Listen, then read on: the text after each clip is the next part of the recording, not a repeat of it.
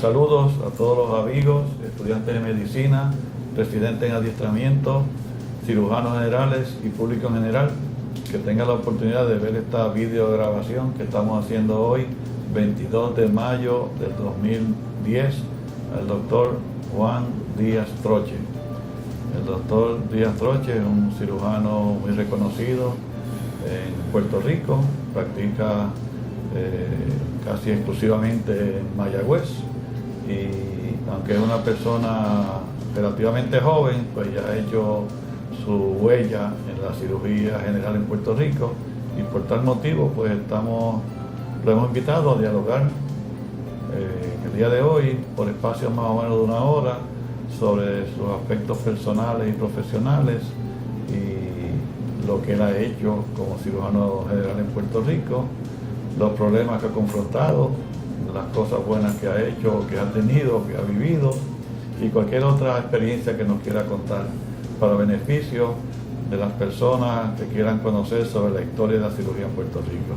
Así que, Juan, gracias por aceptar la invitación de estar aquí. Muchas gracias por el honor que me hace de entrevistarme. Para mí fue una sorpresa. Muy bien. Pues espero que nos cuentes sobre tu vida, primero empezando tus aspectos personales, donde naciste, tus padres, con quién te casaste, tus hijos, qué hacen tus hijos, si has seguido la tradición tuya de médico, y después el aspecto profesional. Está muy bien, pues yo nací en el 1948, por aquí cerca en Santurce, en una clínica que se llamaba Vázquez Trelles. Esa clínica dejó de existir hace muchos años, creo. Mi papá se llama Juan M. Díaz Solano, mi mamá era Ramonita Troche, mi padre de Caguas, mi madre de Santurce, gente humilde de clase media. Tengo dos hermanos vivos. Tuve una hermana que murió hace ya unos años de un aneurisma cerebral. Soy producto de la escuela pública de Puerto Rico y soy producto de las urbanizaciones de Puerto Rico. ¿Estudiaste en Santurce? Estudié en Santurce, viví un tiempo en Santurce, estudié en la Bacener, estudié en la Gautier Benítez, tercer grado. Soy producto de urbanizaciones y producto de la escuela pública. De la escuela pública pues me siento muy orgulloso de ser producto de ese sistema. Estudié toda mi vida en escuela pública, la Universidad de Puerto Rico, la Escuela de Medicina de Puerto Rico. Me casé estando en segundo año de medicina con Lidia Zambrana, porque creamos tres hijos. Rosana, que es la mayor, hizo un doctorado en literatura comparada y actualmente es profesora de una universidad en Florida. Mi segundo hijo hizo una maestría en planificación ambiental, es planificador ambiental, actualmente desempleado por la crisis. Mi tercer hijo es Ernesto, que está terminando medicina en la UNIBE, en la República Dominicana, y está conmigo hace un par de semanas haciendo una rotación por cirugía, bajo mi ala, en el Hospital Pérez en Mayagüez. Y mi esposa y yo criamos dos sobrinos de mi hermana que murió. Ellas son adultos y ella es maestra, y el sobrino mío trabaja en California, en la compañía DreamWorks, que hace películas, pues ahí trabajando en computadoras. Como le dije, fui productor de la escuela pública, estudié en la Universidad de Puerto Rico en los años... ¿Dónde hiciste escuela superior? La escuela superior la hice en Carolina, la escuela Julio Vizcarrondo Coronado. Ahí fue que conocí a mi esposa. Ya en el 1969 en el 65 entré a la Universidad de Puerto Rico. En Río Piedras, en el recinto de Río Piedras. Ahí pues hice mi bachillerato en ciencias, solicité a la Escuela de Medicina de Puerto Rico y me aceptaron, y ahí estudié los 4 años. 69 al 73. Comenzamos en la Escuela de Medicina Tropical en San Juan, al lado del Capitolio. Ese primer año fue un año inolvidable por las distintas experiencias, ¿verdad?, a las que yo me expuse en esa carrera, ese primer año. En mi familia no había médicos. Yo estudié medicina por recomendación del hermano de mi esposa, que en ese año Cuando me recomendó eso, estaba haciendo el primer año de medicina en la Universidad de Salamanca, en España. Él regresó ese verano, yo estaba indeciso qué iba a hacer, y entonces vio mis notas y dice: tú debes estudiar medicina, métete a naturales. Y pues mira, a mí me gusta bregar con sapos y cosas así, pues voy para allá. Así que comencé, solicité hice el bachillerato en ciencias, me gradué, solicité a la escuela de medicina, pero ya eso lo había explicado, ¿verdad? Sí. Me aceptaron y hasta el sol de hoy, ahí ya en segundo año, trabajando en un laboratorio en la escuela de medicina, ya en segundo año de medicina me casé. Obviamente eran otros tiempos, mi esposa era maestra en esa época, aunque ella estudió, es nutricionista, pero comenzó a trabajar y ahí nos casamos, y ese primer verano yo tuve que trabajar en la escuela de medicina, necesitaba los chavitos, en un laboratorio de fisiología, haciendo experimentos con perros y con un antibiótico ahí que se llama Negrama, ácido nalidíxico. Bueno, inmediatamente comencé a bregar con los perros, que había que anestesiarlo, había que abrirlo, había que coger los riñones, llevarlo a la escuela de medicina, triturarlo, hacer una serie de cosas ahí con eso. Me di cuenta que yo iba a ser cirujano, dije: yo voy a hacer cirugía. Esto no fue que lo estuve meditando, no, yo inmediatamente dije: voy a ser cirujano. Ya una vez que comenzamos en el recinto en Río Piedras, la escuela de medicina, pues ya ahí estuve expuesto durante mi carrera como médico a una serie de profesores que fueron mi inspiración para yo seguir, ¿verdad?, en ese camino. Siempre recuerdo mucho a don David Rodríguez, que en una de las rotaciones por cirugía en veteranos, él estaba haciendo en la clínica de veteranos unos procedimientos, estaba sacando un lipoma. Entonces él me dejó hacer parte del procedimiento. Yo, como estudiante de medicina, pues yo empiezo a sacar el lipomita, era algo pequeño. Y él me dice, le dice a los otros compañeros: este va a ser cirujano, este va a ser un buen cirujano. Y yo pues me sorprendió el comentario, y eventualmente con el devenir del tiempo, ¿verdad?, pues logré ser aceptado en una residencia de cirugía con unos profesores buenísimos. Me considero, ¿verdad?, dentro de la historia de la cirugía en Puerto Rico hay unas figuras claves. Me viene a mi mente ahora mismo el doctor Rafucci, que fue profesor de maestros míos, excelentes, fue profesor suyo también. Y así que lo conocí ya, cuando lo conocí a él, estaba muy enfermo, y fue muy breve el tiempo que lo conocí. Lo vi muy malo en una ocasión en intensivo en el universitario, y pues falleció. De ahí, pues obviamente los hijos de él fueron mis maestros. Por eso me considero hasta cierto punto nieto de Rafucci, que era un cirujano prominentísimo, maestro de maestros. Y claro, lo menciono porque me siento nieto de él, bueno, hasta cierto punto. Eventualmente, después que ya yo decido que voy a ser cirujano, ocurrieron varias cosas en el universitario. Yo provengo de una familia humilde. Yo personalmente soy un poco tímido, ¿verdad? Y el ambiente académico en el universitario nunca me gustó. Nunca me gustó porque había una jerarquía muy marcada entre los estudiantes de medicina, el residente de primer año, el de segundo, el del tercero y el attending. Y esa jerarquía nunca yo estuve muy de acuerdo con ella, porque había era como una tiranía. Yo lo consideraba una tiranía. Uno no podía hablar al residente del tercer año, el estudiante de medicina no vale muy poco en esa escala, en esa época, ¿verdad? Sí. Así era como yo lo veía desde mi perspectiva, de un muchachito joven. Sí. Claro.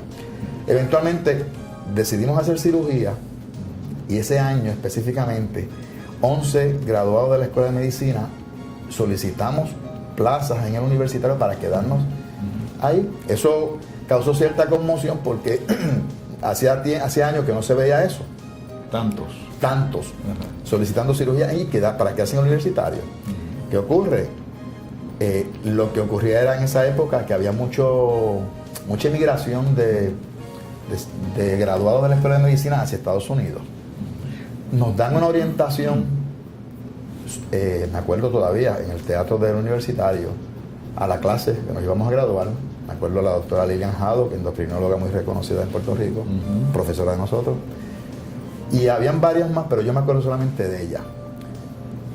El énfasis de esa conversación, ¿verdad? De esa charla, no me gustó mucho. El énfasis era que debíamos irnos a Estados Unidos a hacer el internado allá, porque eso nos abría las puertas a otras experiencias. Y a mí no me gustó. Yo me sentí un poco molesto con eso y me di a la tarea de ir a la biblioteca de la Escuela de Medicina y averiguar qué % de estudiantes de la Escuela de Medicina graduados de ahí se iban al extranjero. Estamos hablando del 1973, hace muchos años. Busco ahí las estadísticas y ya para esa época era un % bien alto el que se iba a Estados Unidos. No volvían. Y yo decía, ¿cómo es posible que la Escuela de Medicina de Puerto Rico, que la estableció el gobierno de Puerto Rico para ser médicos para Puerto Rico, para atender a la población pobre de Puerto Rico, a la población en general, pero mayormente a los pobres, porque la gente de dinero siempre tiene sus médicos y sus buenos hospitales, pero la gente pobre necesitaba médicos de calidad, de excelencia. Pues entonces, estaba un poquito disgustado con eso. De esos 11 que solicitamos en el universitario, 6 nos fuimos a Mayagüez, después que habíamos firmado el contrato, a hacer la especialidad en el Centro Médico de Mayagüez de cirugía. Porque un profesor de nosotros, el doctor Garja Ramírez Chón, se había ido a Mayagüez y nos había escrito una carta, un poquito tarde ya, y de esos 11, pues 6 nos fuimos a Mayagüez. Eso fue anatema en la Escuela de Medicina. Causó controversia con los jefes de cirugía en esa época. Pero Ramírez Chón recién había iniciado la residencia, ¿no? Ramírez Chón recién se había ido a Mayagüez. Ya la residencia estaba establecida por el doctor José Enrique Ibáñez. Bien. Ramírez Chón era un attending más allí. Pero hacían falta buenos residentes allí. Y él escribió esa carta a la escuela y 6 nos fuimos para allá. Eso causó unas controversias allí grandísimas. Tan es así que al año el jefe de cirugía renunció y Ramírez Chón se quedó como el jefe de cirugía y nos quedamos nosotros los residentes. Yo estaba en primer año obviamente y vamos a pasar al segundo año. O sea, Ibáñez renunció. Y Ibáñez renunció y se queda el doctor Ramírez Chón como jefe allí del departamento. Y ahí pues terminamos la cirugía. Hicimos 4 años ahí reconocidos, 3 años reconocidos. Cuando el doctor José Enrique Ibáñez se retira, obviamente la residencia había sido acreditada por él, él le escribe a los boards, a la agencia acreditadora, y ellos vienen a investigar, a inspeccionar la residencia, encuentran unas deficiencias y la ponen en probatoria. A los 2 años se pierde la residencia, así que yo iba para mi 4º año. En esa época en Mayagüez las residencias eran 5 años de cirugía y no teníamos sitio donde irnos, así que decidimos, el doctor Ramírez Ferrer y yo, que éramos compañeros de clase, decidimos entonces estar ese año solo, aunque perdiéramos la acreditación, perdiéramos ese año, pero lo íbamos a ganar en experiencia, y así lo hicimos, nos quedamos allí, y ese año pues tuvimos muchísima experiencia quirúrgica que nos sirvió para toda la vida. Pero algunos se fueron. Entonces, sí, algunos se fueron. Que estaban al mismo nivel. Estaban al mismo nivel, algunos se fueron a Caguas, otros se fueron al universitario. Ya el próximo año, obviamente, tenemos que irnos a otro sitio.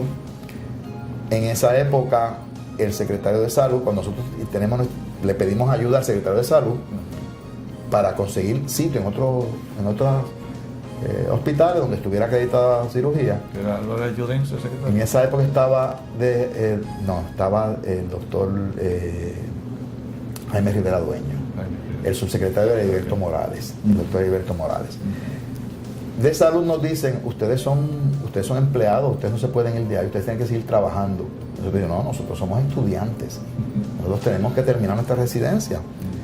Tenemos una reunión con el doctor Heriberto Morales en la Secretaría de Salud y ahí él se da cuenta del asunto, entonces nos lleva a algunos de nosotros a Ponce a hablar con el jefe de cirugía, el doctor Raúl Armstrong, buen cirujano de Ponce, maestro de nosotros también.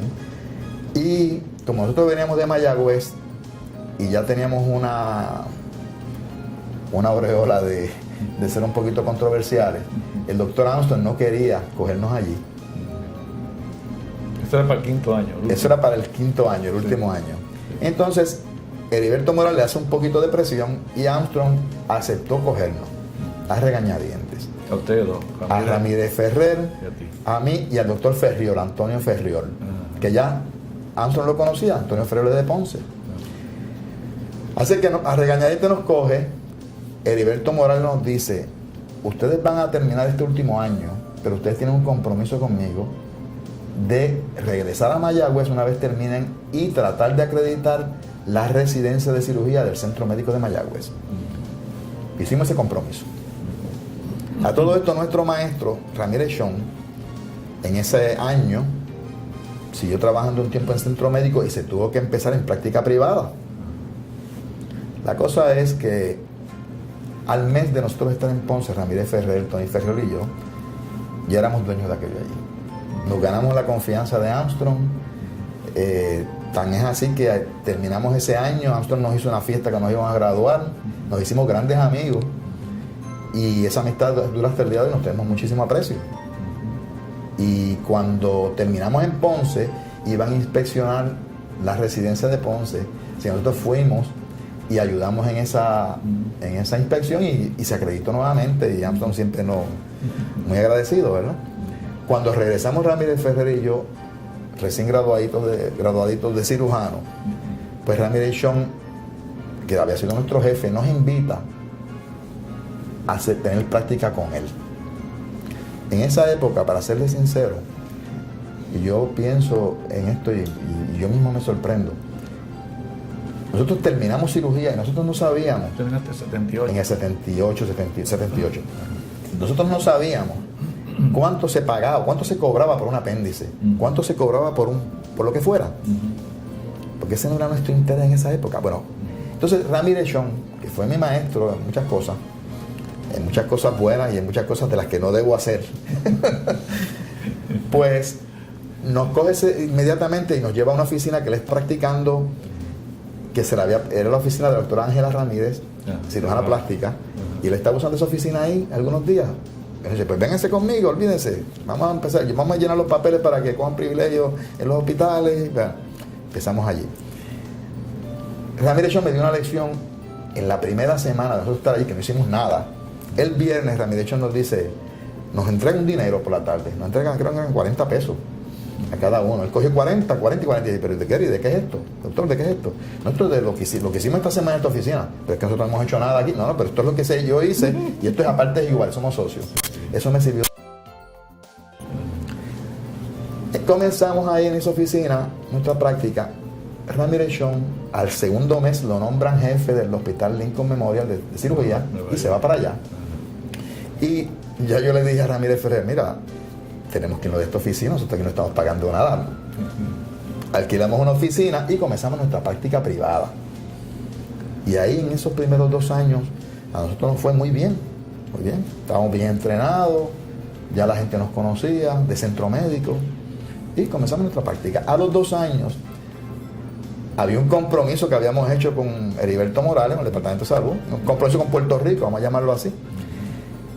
Y eso estaba ahí en la cabeza, pero la situación del centro médico se ha puesto bien difícil, muchas quejas, en los periódicos salía todo el problema de sala de emergencia. Allá habían unos cirujanos que estaban trabajando, pero tenían práctica privada, trabajaban allí. Aquello utilizaban el centro médico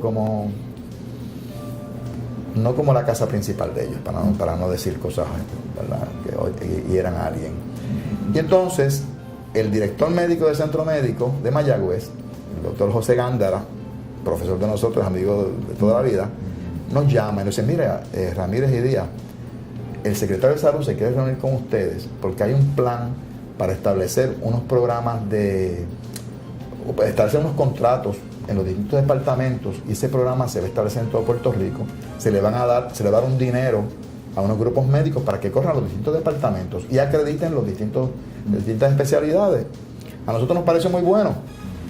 Fuimos a San Juan, nos reunimos con el doctor Jaime Rivera Dueño, el doctor José Gándara, Ramírez Ferrer y yo. Y ahí nos propone el plan. Obviamente Ramírez Ferrer y yo no sabíamos nada de estas cuestiones. Inmediatamente llamamos a nuestro profesor, maestro Ramírez Chong, a Nueva York, que era jefe de Nueva York, del Lincoln Memorial, de cirugía. Mira, Gary, nos están ofreciendo aquí un contrato y nosotros no sabemos. Pues vamos a hacer lo siguiente, vamos a empezar esto así, ya sabes, asado. Y pero Gary, mira, nosotros estamos llamando para que nos haga, nos oriente, no para que no te estamos obligando a que venga. No, yo voy para allá.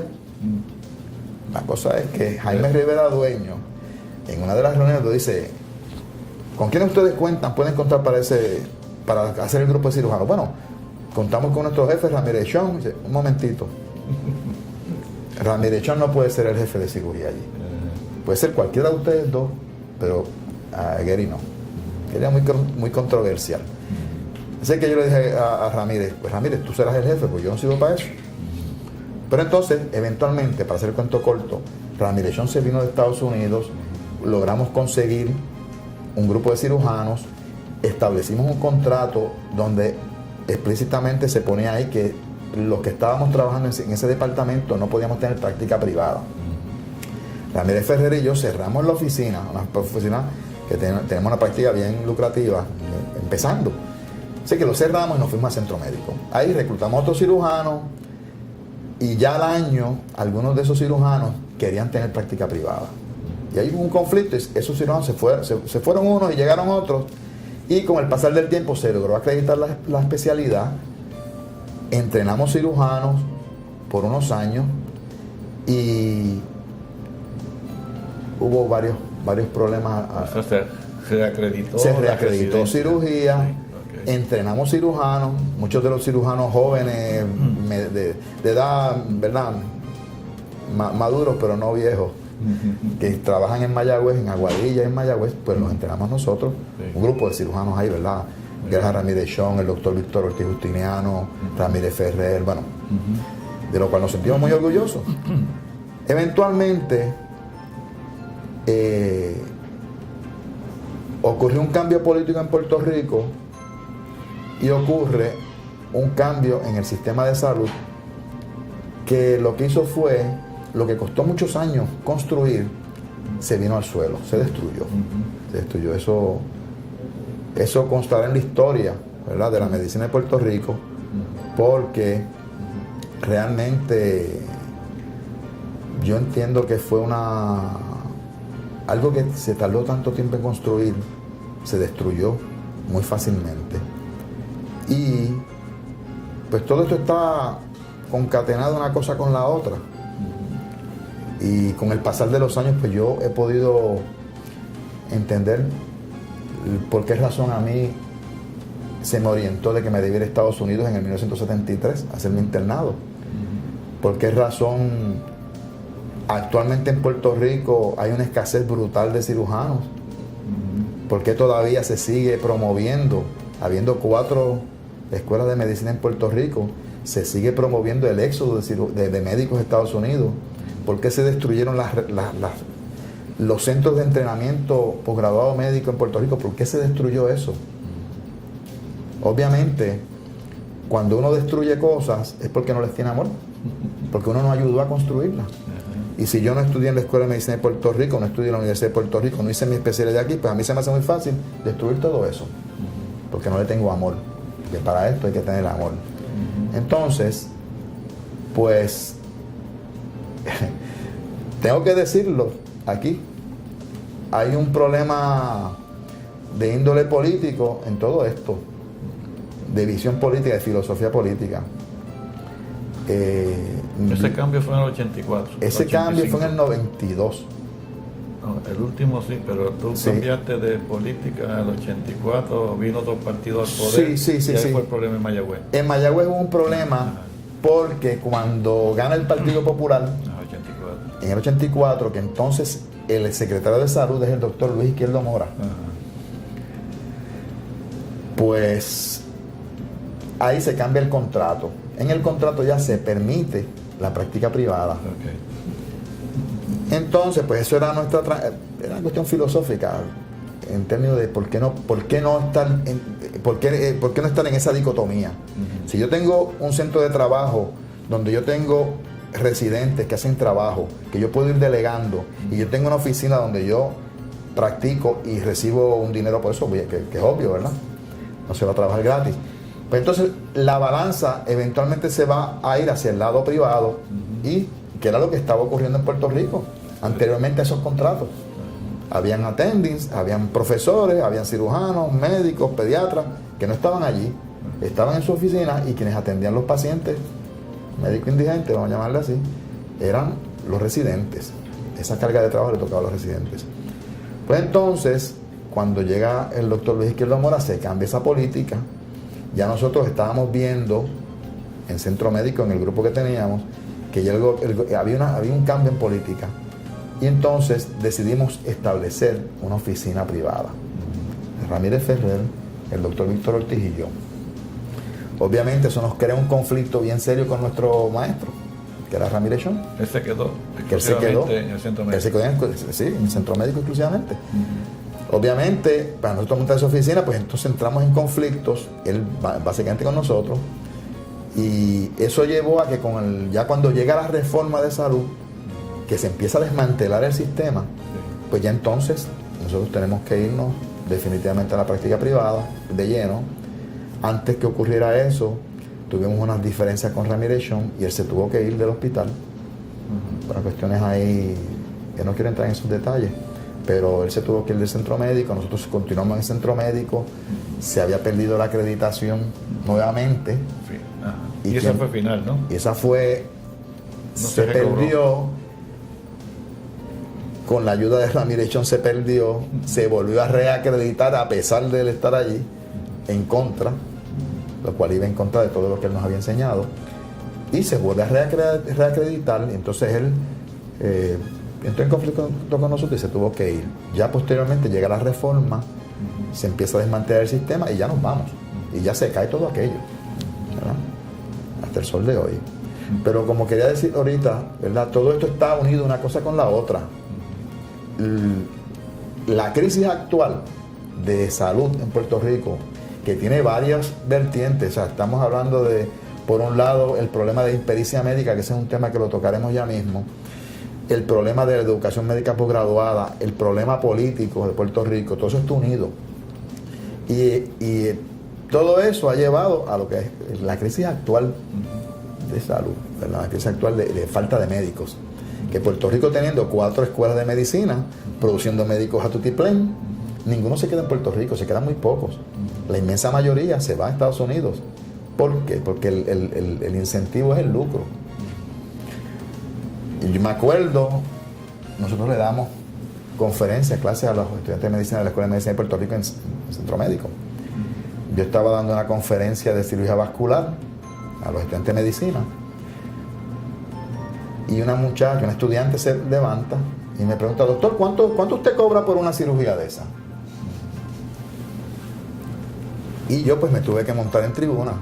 Pero me parece una falta de respeto que usted, como estudiante de medicina, no me haya hecho una sola pregunta de lo que yo le he tratado de enseñar aquí, de la cuestión, ¿verdad?, médica, de cirugía, y que usted me pregunte sobre eso. Y ahí pues le di un sermón. Le di un sermón a la estudiante. Eso fue hace bastantes años. Eso demuestra qué motiva a una persona a estudiar medicina. ¿Qué motiva a una persona a estudiar medicina? Actualmente los médicos, yo eso lo veo, lo he visto a través de los años. Un médico recién graduado, en poco tiempo ya tiene un Mercedes, ya tiene un apartamento de playa, viviendo como millonarios. Pero ¿de dónde surge? ¿De dónde sale eso? Pues del producto de su trabajo. Explotan el plan médico porque facturan cosas que no han hecho. Eso es triste decirlo, pero es así. Todas las regulaciones que nos han puesto los planes médicos a nosotros, que nosotros somos empleados de los planes médicos, hasta cierto punto los médicos hemos tenido culpa de eso, en cierto punto. Entonces, pues, a veces no hay humanidad con los pacientes, no hay humanidad. Lo que priva es el lucro, lo que priva es, ¿verdad?, lo que yo puedo sacar. Ese juramento hipocrático, la gente lo jura y no lo jura en vano. curan en vano. Así que yo me río, pero es muy triste eso. Y quienes pagan eso, lo pagamos todos, lo paga la población.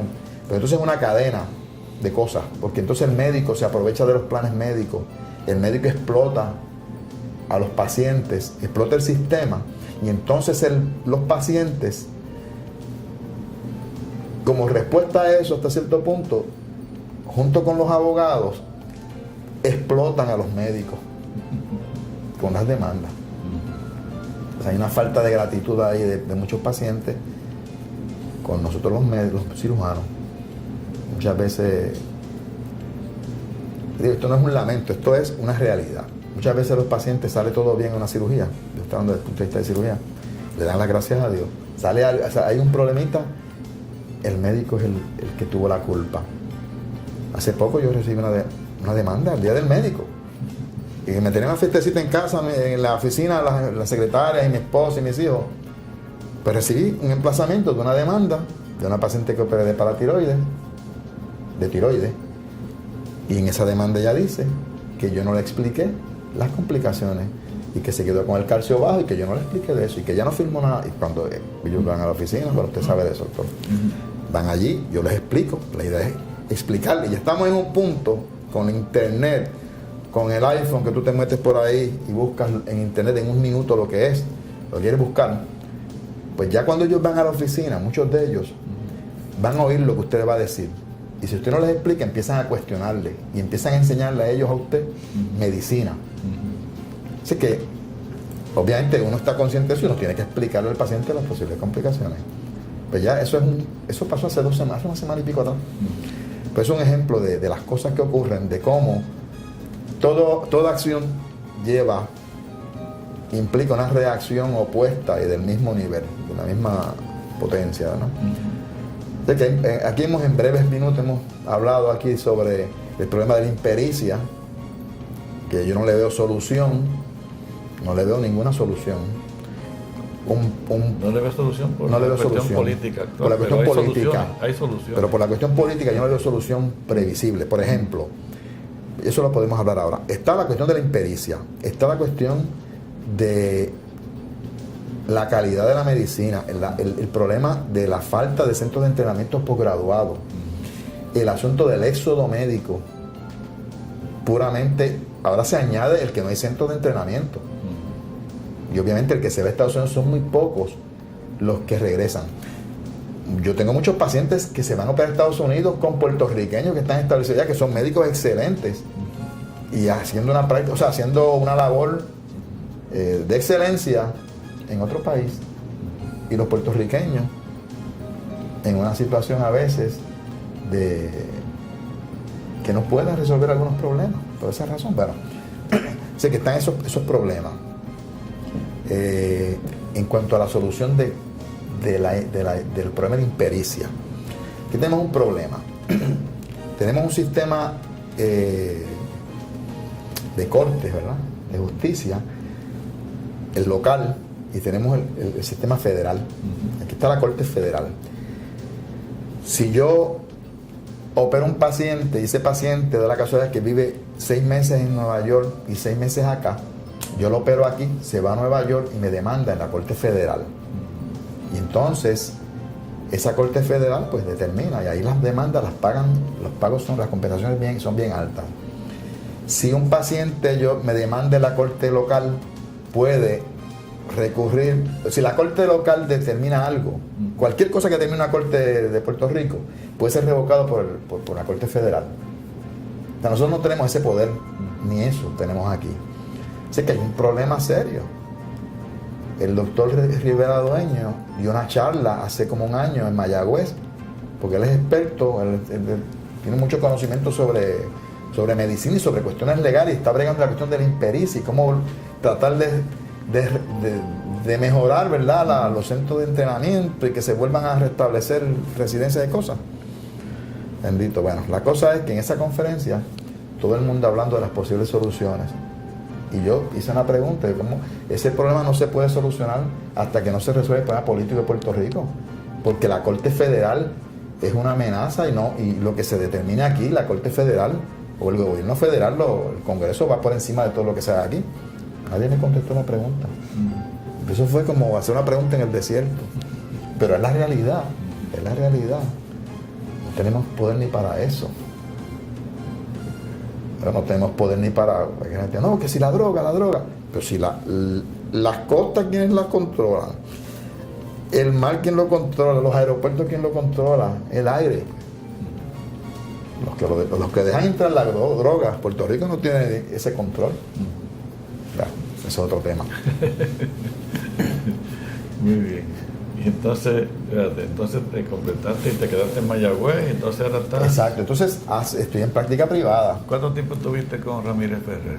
Con Ramírez Ferrer estudiamos medicina juntos, hicimos la especialidad de cirugía juntos y tuvimos nuestra práctica privada toda la vida. Sí.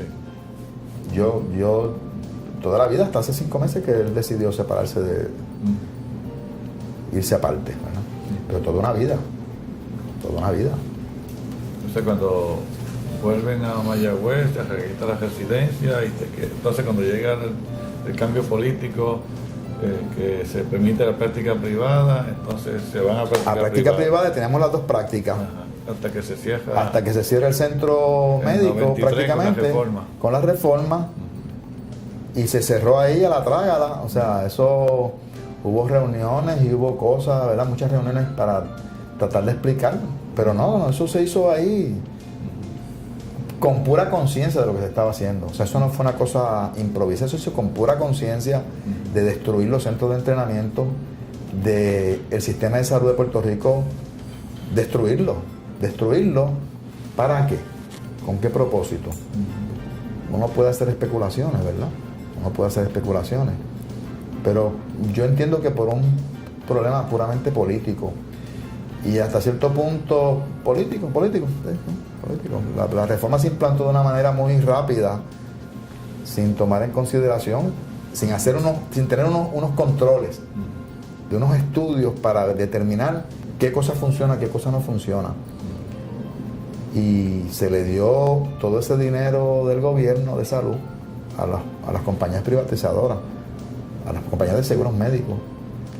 Y ahora hay un amago o yo diría un aguaje de hacer una reforma a la reforma que se llama Mi Salud, pero que sigue igual. Eso va a seguir igual. El dinero va a seguir en manos de las aseguradoras. Los médicos vamos a seguir empleados de los planes médicos. Y van a haber unos grupitos poderosos económicos que van a seguir chupando de la teta, perdonando la expresión un poquito prosaica. Así que yo entiendo que no va a cambiar mucho. Yo no tengo mucha esperanza en eso. Tan es así, que hace poco un médico de los que trabaja con los IPAs en Mayagüez, y que yo trabajo, ¿verdad? Ellos me envían pacientes a la oficina, me dice hace escasamente 2 semanas: doctor Díaz Troche, tengo que hablar de negocios con usted. Y digo, pues estás hablando con el que no es, porque yo no soy negociante, yo soy cirujano. No, pero todavía se les puede enseñar algo. Y dije, mira, yo esta altura de mi vida no lo he aprendido hasta ahora, no lo voy a aprender. Pero dime, ¿de qué tú me estás hablando? No, lo que pasa es que nosotros, con la cuestión de la reforma, nosotros estamos ya en conversaciones para bregar con el asunto de Mi Salud. Y queremos reunirnos con usted para ver de qué manera podemos negociar. Y yo dije, pues, bueno, tú me dices, nos sentamos a ver de qué tú me vas a hablar. Pero yo sé de lo que me va a hablar. O sea, ahí mismo yo dije, esto es más de lo mismo. Más de lo mismo. Es una pantalla, es un engaño. Bueno, pues eso es lo que yo pienso sobre ese asunto. Es una cuestión bien subjetiva mía. A lo mejor estoy equivocado, ojalá me equivoque. Posiblemente te quiero hablar de la red de proveedores preferidos. Exactamente. De que tú entres como cirujano con otros cirujanos a una red preferida en el oeste o en Mayagüez. Sí. Para yo enviarte los pacientes quirúrgicos, si tú le haces una oferta razonable, exactamente, que sea la menos costosa para ellos. O sea, pero mire, doctor, yo le voy a explicar. Hace un año, yo creo que hace como 2 años, hay una compañía, unas aseguradoras médicas que reparten unos incentivos a final de año. Pues nos invitaron a una reunión y nos dieron unos incentivos, nos dieron unos cheques. Y yo me sentí un poquito incómodo en ese asunto, pero recibimos los cheques. Y este año pues recibí un cheque jugoso, unos $20,000, una cosa así. Y yo dije, esta gente me están dando a mí, que yo opero, y recibo ya una compensación por eso, por mi trabajo. Me están dando un bono. Ellos me están dando una migajita. Porque para ellos darme eso, ellos se quedan con un montón. Así que quiere decir, y eso es Medicare, estamos hablando de Medicare. Quiere decir que Medicare lo han convertido en una reforma donde el paciente a veces tiene que mendigar para poder que le den el referido, que den la medicina o lo que sea.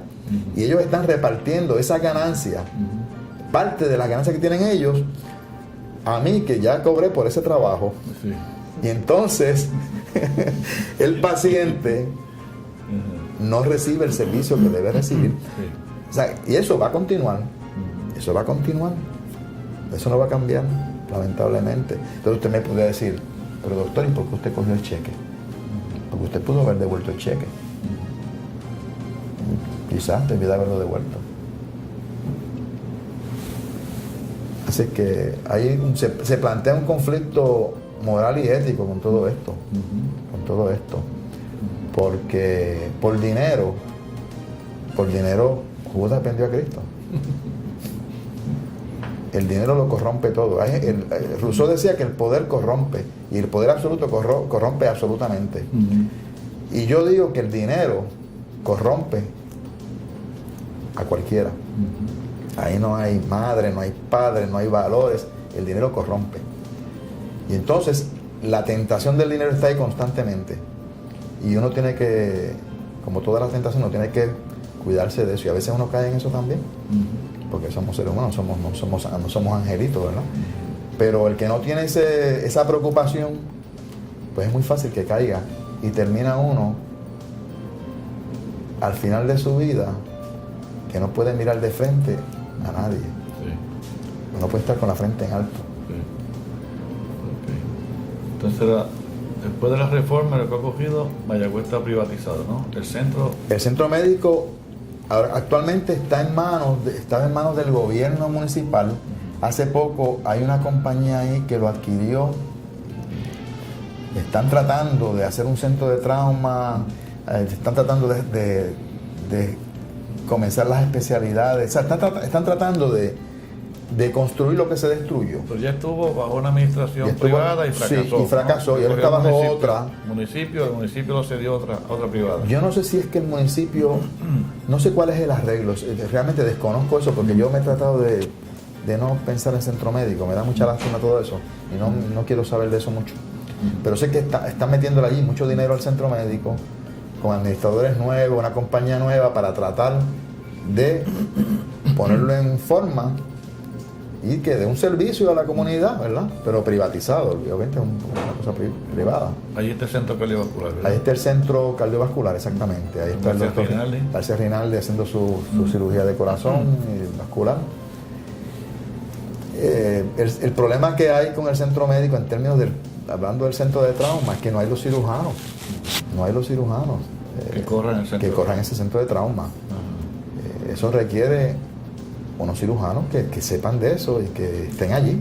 En Mayagüez hay muchos cirujanos jóvenes que estén dispuestos a fajarse allí con el centro de trauma, ¿o no hay? Yo no creo. Hay cirujanos jóvenes, hay uno, lo voy a explicar, 1, 2.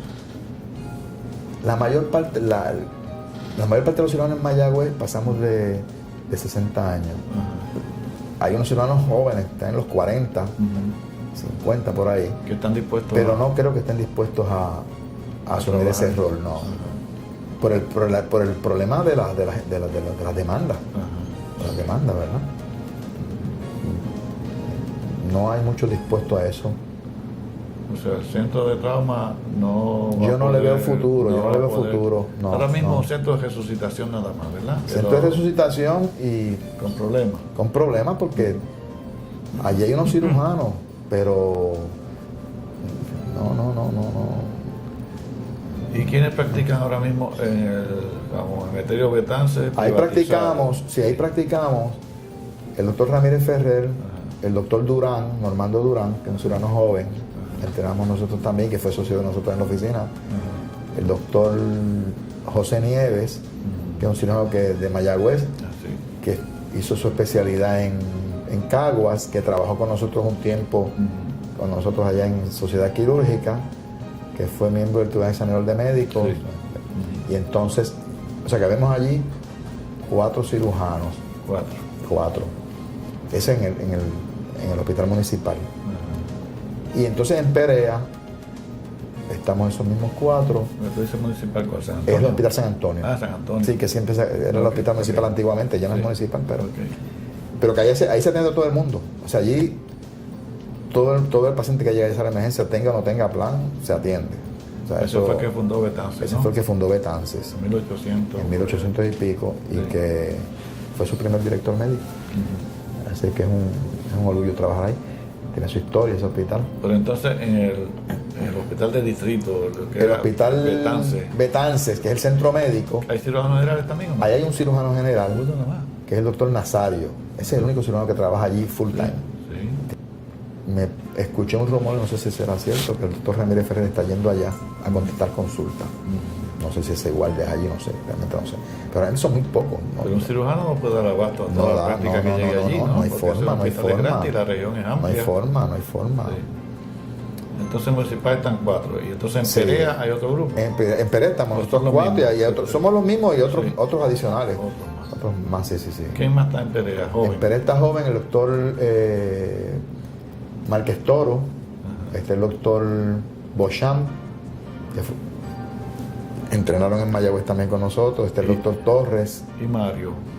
Mario Figueroa está en la Concepción. En la Concepción. Mario Figueroa está en la Concepción junto con Maíz, el doctor Maíz, junto con el doctor Ramírez Soto, junto con el doctor Medina y el doctor Izquierdo. Y el doctor Durán, que va a la Concepción también. Él va a San Antonio de la Concepción. O sea que para tener una facultad en el centro de trauma ahora mismo básicamente imposible. Yo no a menos creo, que se produzcan más cirujanos. A menos que se produzcan más cirujanos o que se importen cirujanos de algún sitio que tengan ese interés particular en esa. Una dedicación. Una dedicación a eso. Porque ahora mismo cirujano de trauma como tal en Mayagüez no existe. Cuando nosotros estábamos en el centro médico, allí se atendía todo trauma. Allí lo único, en esa época había neurocirujano, ortopeda, urólogo, todas las subespecialidades. Solamente se referían a San Juan una ínfima parte de los casos. Actualmente, si a Mayagüez, en cualquier centro, en cualquier hospital, llega un niño con un testículo, una torsión de testículo, tiene que ser enviado al universitario. ¿No hay urologo en Mayagüez? No, es que el problema de la impericia si no los quieren coger. No los quieren coger. No los quieren coger. Entonces, pues, eso. Muchísimo. Llega a San Juan y lo operan, pierde el testículo. Claro, pero como están protegidos por la ley, no los pueden demandar. Acá tú dices. Aquí en el universitario. Pero en centro médico son demandables todos. Eso sí que es un problema serio. Eso lleva años. Lleva años. Eso surgió porque un niño fue con un testículo, una torsión de testículo, el urólogo lo ve, le dice, mire, el nene lleva ya tantas horas, yo lo voy a operar, pero lo más probable es que pierda el testículo. Y la mamá estuvo de acuerdo, lo operó, lo perdió y lo demandó por $2 millones. Y de allá para acá, no hay un urólogo en Mayagüez que bregue con un testículo con dolor. ¿Y cuál fue la decisión del tribunal en ese caso? No sé. ¿No sabe? No sé. Pero ya ahí todo el mundo todos los urólogos se escandalizaron. El doctor Víctor Ortiz, cirujano pediátrico, a veces los operaba. A veces los operaba en San Antonio, en el Hospital San Antonio. Pero un problema lo de las demandas. Problema serio. ¿Y cuántos cirujanos pediátricos hay en Mayagüez? En Mayagüez ninguno. No hay ninguno. No hay ninguno. Ningún pediátrico. No, del doctor Durán, Armando Durán, que trabajó con nosotros, fuimos socios como 12 años, junto con el doctor Víctor Ortiz, que es el cirujano pediátrico, que fuimos sus maestros. Pues el doctor Ortiz le enseñó muchísimo cirugía pediátrica y él está actuando como si fuera cirujano pediátrico, opera muchos niños. Operan muchos Ese niños. apéndice de niños y todas estas cosas. Sí, ¿Y opera ustedes bebitos, también? sí, nosotros sí. Sí. Ese es un problema, Sí. es un problema tremendo. Sí. Por ejemplo, nosotros hacemos guardia los fines o sea, todos los días y los fines de semana. Toda la región de Mayagüez, los fines de semana, habiendo cirujanos, ninguno opera niños de apéndices. Todos son referidos a Perea o al San Antonio. Eso es una cosa increíble. Es lo que yo hablaba sobre la cuestión de la falta de humanidad hasta cierto punto. Si yo soy cirujano, yo tengo un compromiso con un hospital, tengo unos privilegios ahí, yo tengo que dar algo a cambio. Y si yo utilizo el hospital durante toda la semana para yo generar mi dinero, pues yo tengo que dar algo a cambio. Pues eso que uno da a cambio son las guardias. Entonces, no cubren las guardias. Envíalo a universitario, envíalo a donde sea. Así que nosotros seguimos operando eso. ¿Y neurocirujanos tienen Mayagüez? Neurocirujano, está el doctor Lameiro, que trabaja en el Hospital La Concepción. Ok. Mayagüez propiamente no hay. Propiamente no hay. ¿Y ortopedas tiene? Ortopedas hay unos cuantos, ninguno de ellos ve emergencia ortopédica, pero hay suficiente. Pero no son las emergencias. ¿Y urólogos de adultos hay también? Urólogos de adultos hay varios. Hay varios. Recientemente falleció el doctor Juan Iturrey, un urólogo muy prominente, que en los últimos años hacía la práctica en el Centro Médico de Mayagüez y le ofreció un servicio de excelencia a todo el que llegaba al Centro Médico de Mayagüez. Falleció joven, le dio un infarto y murió. Sí. Y ya eso, Centro Médico tuvo una pérdida grandísima con eso. Sí. ¿Y el San Antonio? ¿Cómo es ese hospital? ¿Es grande o cuántas camas tiene? Ese hospital tiene 40 camas. 40 nada más. Tiene un intensivo pediátrico, tiene un intensivo neonatal, tiene un grupo de pediatras, ¿verdad? Intensivo, que ellos trabajan con una compañía que se llama Pediatrics y ofrecen un servicio ahí de excelencia. Ese es un hospital que es médico quirúrgico infantil y obstétrico. Ahí hay muchas mujeres que dan a luz. Solamente no se acepta Medicare ahí, solamente para casos electivos que se van el mismo día, casos ambulatorios. Sí. Pero no hay un departamento de... Los internistas no pueden estar hospitalizando ahí. ¿Y de quién es el hospital? ¿De municipio? El hospital es de una compañía que se llama San Antonio Incorporado, de la cual yo soy socio, accionista. El hospital le alquiló las facilidades por una serie de años y entonces este grupo ha invertido millones en el hospital, en mejoramiento de equipos y facilidades, y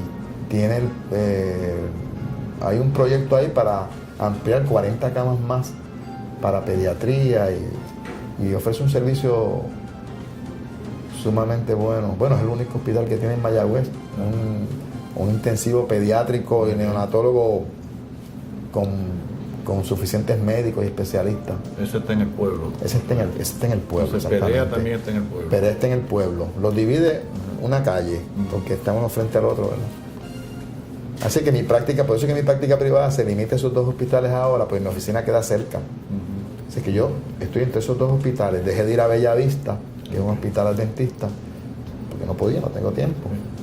Bellavista está bien, planta física y facultad. Sí, Bellavista está bien. Sí. A veces tiene el problema de que los cirujanos no hacen guardia. Es un problema que estábamos hablando ahorita. Sí. Desarrolló un centro de radioterapia hace poco y siempre ofrece un hospital con buena facilidad, buena infraestructura y con buenos médicos también. Mira, y la Escuela de Medicina de Ponce, ¿cuál es la participación con la región del oeste? ¿Están involucrados en enseñanza, en servicios? Creo que a San Antonio están yendo estudiantes de la Escuela de Medicina de Puerto Rico. ¿De San Juan? Sí, hay algunos que rotan por ahí. Y de la Escuela de Medicina de Ponce me parece que hay estudiantes que rotan por ahí también. Yo no estoy envuelto en eso. Yo no estoy envuelto primero porque no tengo el tiempo y no he tenido la inquietud de hacerlo. No tengo mucho tiempo y falta de tiempo realmente. Y ahora mismo, en la práctica de cirugía general, ¿qué es lo que más te atrae? ¿Qué es lo que más te gusta o que disfrutas mejor? ¿Qué es lo que estás haciendo? La cirugía, a mí me gusta todo. Yo tuve unos maestros que en esa época, como interno, empezando como interno, esta persona, si llegaba un trauma craneoencefálico, pues nos enseñó a hacer arteriogramas carotidios, diagnosticar hematomas epidurales, subdurales y tratarlos. Como interno nosotros hacíamos las trepanaciones. Porque él decía que el cirujano debía saber de todo, de todas las emergencias quirúrgicas debía saber. Y en esa época, cuando yo me crié, pues no había sonograma, no había CT scan, no había MRI, no había nada de eso. Exacto. Y eso, vamos a ver un punto sobre eso, que es súper importante. Pues en esa época había mucha clínica, había que tocar el paciente, palparlo, ocultarlo, percutirlo, lo que muchas veces no se hace actualmente. Sí. Entonces, nos criamos en eso. Así que cuando yo terminé mi carrera, yo veía a mi jefe, a mi maestro, hacer una fístula arteriovenosa, y yo decía, ¿cuándo yo podré hacer esto? Pues eventualmente, soy loco con la cirugía vascular. Me gusta la cirugía vascular, la cirugía endocrinológica, tiroides, paratiroides. Todas las semanas yo opero un montón de eso, pero mucho. Cirugía de cáncer, cirugía de pulmón, cirugía de esófago, cirugía de estómago, parótida, cirugía vascular, cirugía de colon. Nosotros hacemos de todo, claro, porque no había, mucha gente no las hace. A veces me da cosa porque a veces yo recibo referidos de especialistas que han sido entrenados para hacer unas operaciones y no las hacen, me los refieren a la oficina. Así que yo hago una variedad de cirugía bien amplia, bien amplia. Y yo a veces veo en un programa de cirugía que tengo un día, pues, tiroides, paratiroides, parótidas, hemorroides. Así que Toda la gama. yo hago de todo, todo me gusta. ¿Qué cirugías me ponen nervioso? A mí me ponen nervioso las parótidas, por el nervio, Claro. me ponen nervioso. Entonces las carótidas me ponen un poco nervioso. Pero en general, ¿Haces la laparoscopía? sí. Sí, no, mucha laparoscopía. Yo tuve la suerte de contar con unos maestros que me enseñaron, no tanto porque me lo dijeran, sino porque yo los veía en situaciones críticas, en una cirugía, mantener la serenidad, mantener la calma. Una tormenta encima de uno y esa persona ahí tranquilo. Que si yo lo veía desesperado es porque el paciente estaba a punto de morirse ya. Entonces eso, yo veía ese ejemplo y decía, yo tengo que ser así. Yo no puedo perder la calma en una cirugía porque pierdo la calma, todo el mundo se pone nervioso, se cometen errores. Claro. Y entonces pues eso lo aprendí. Y gracias a Dios pues en ese aspecto me siento seguro. Me he sentido siempre seguro en la cirugía. Y un punto aparte, ¿verdad? En este asunto, yo practico el paracaidismo. Yo quería ser, cuando yo entré a la universidad, que se me olvidó mencionarlo, yo quería ser aviador. Muy bien. Yo quería ser aviador y paracaidista. Entro a la universidad crudito, no tenía orientación de nadie, en mi familia no había habido médico ni nada, no pensaba en la medicina.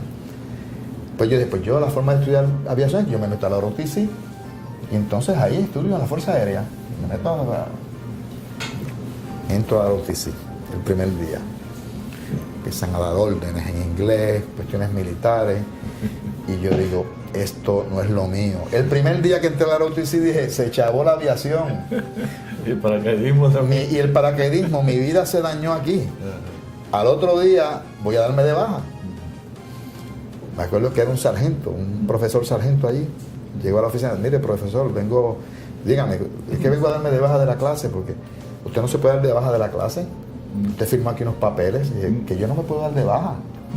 Que yo no me puedo dar de esta clase. No vengo. Hasta el sol de hoy. Hasta el sol de hoy. Entonces se me cayó el mundo. Se me cayó mi mundo. La cosa es que eventualmente estudió medicina, pero está ahí la cuestión de la aviación y el paracaidismo.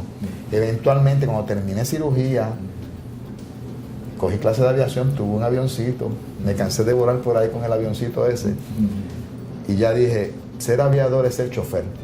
Lo único de alguien, lo único que cambia es el vehículo. No es un carro, no es un taxi, no es una guagua, es un avión. Así que ya me convencí que si yo llego a estudiar aviación, hubiera sido un fracasado. Entonces, en algún momento, comencé a practicar el paracaidismo. Y de las cosas que razoné y que utilicé como argumento para yo decir, yo voy a saltar en paracaídas, fue la cuestión de mantener la calma bajo situaciones de estrés. Si yo puedo operar un aneurisma de aorta, si yo puedo operar una carótida, si yo puedo operar un balazo en la aorta o en el corazón, pues yo puedo saltar de un avión. Pues llevo 17 años saltando en paracaídas. Y entonces pues esa... ¿Dónde lo haces? Lo comencé a hacer en Humacao, después en Arecibo. Ahora se está saltando en Tortuguero. Y hace como 5 meses que no salto por los problemas que tuve en la oficina, pero ya pronto empezar a practicar de nuevo. Pero esa cualidad de uno mantener la calma ante la tormenta fue algo que me enseñaron mis maestros. Y una experiencia que tuve muy particular en mis comienzos, y ya estamos... En mis comienzos fue que yo trabajé aprendiendo un verano en veteranos con la doctora Nidia de Jesús en anestesia. La doctora Nidia de Jesús, una anestesióloga, maestra de maestros, muy buena. Ella fue la primera que me enseñó a coger una subclavia y me enseñó a coger espinales. Y fueron 2 meses que estuve ahí. Me dijo, ¿usted leas el libro de Pitts? Que era de anestesia, un libro cortito, qué sé yo, los leí y ya la semana me tenía dando la anestesia. Entonces, en esa época operaba David Rodríguez, el doctor David Rodríguez, el que era jefe de veteranos de cirugía. Amadeo. Y yo le daba el día de anestesia a muchas de esas pacientes. Algunos se despertaban, otros se quedaban dormidos. Pero fue una experiencia buenísima en esa etapa de mi vida. Muy bien. ¿Tus planes son seguir trabajando? Mis planes son seguir trabajando. Hace un año me hicieron como un pequeño homenajito ahí en Perea, el comité ejecutivo. Para que te retiraras. Y yo dije, esto me está un poco extraño.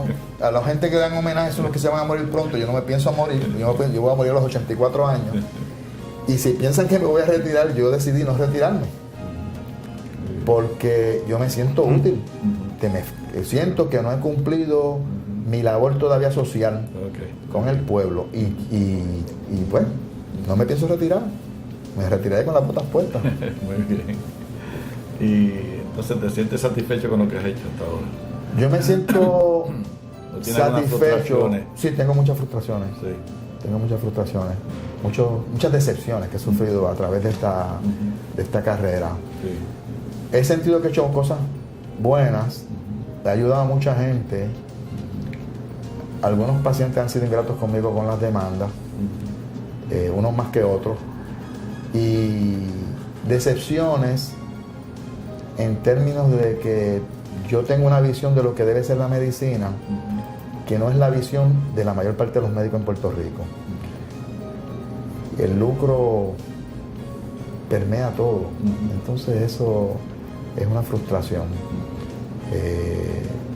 Decepciones con amistades, con compañeros, que siempre uno las sufre, pero que uno no las espera. Y pues, esa es la vida. La vida es... Es verdad. No todo es color de rosa. No todo es color de rosa.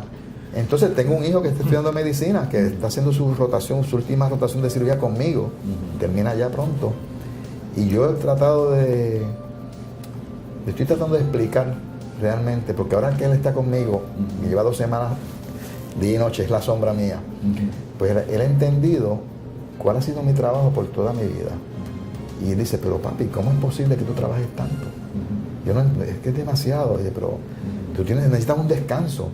Y dije, pero Ernesto, es que yo me siento, lo hago con amor, lo hago con gusto y me siento útil y yo, como digo, seguiré hacia adelante. Mientras esté saludable, yo voy a seguir.